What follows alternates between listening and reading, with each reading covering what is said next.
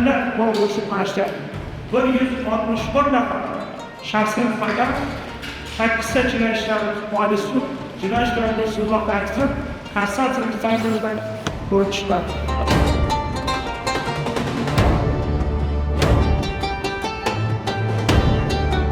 Bobomiz o'sha qatag'on yillarida Fayzobod uyezida mingboshi bo'lib ishlaganlari holda ko'p xayrli ishlarni qilishgan, lekin sobit tuzum tomonidan xalq dushmani qilib 3 kunda 1920-yili qatl qilishgan.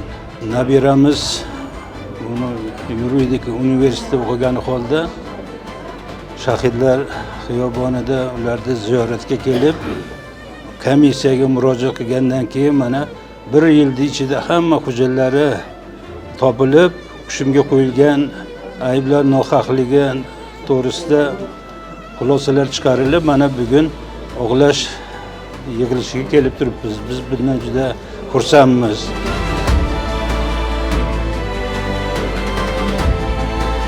Bu tadbir, bu hodisa, bugungi hodisa ko'p ahamiyatlidir. Nafaqat O'zbekiston uchun, balki xalqaro hamjamiyat uchun.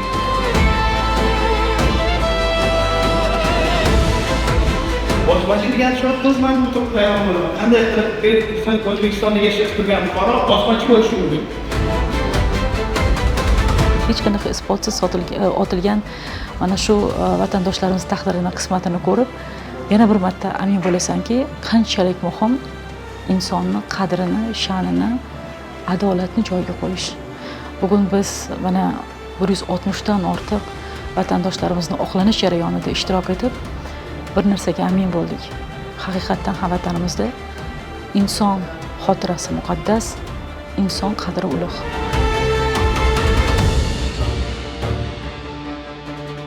Bizim Milliy tiklanish demokratik partiyasining platformasida ham bizani deylik olib borayotgan siyosatimizda ham aynan mana shu tarixiy haqiqat, adolatli tiklanishi, tarixga bo'lgan munosabat, obyektivlik, xolislik nuqtai nazaridan hozir partiyamizda juda ham katta ishlar qilinyapti. Daxil O'zbekiston vatani bor ekan, biz oqlaymiz bu narsalarni. Biz bu oqlovni davom ettiramiz. Tarixiy haqiqatda adolatli tiklaymiz biz. Inson aziz, xotira muqaddas deydi.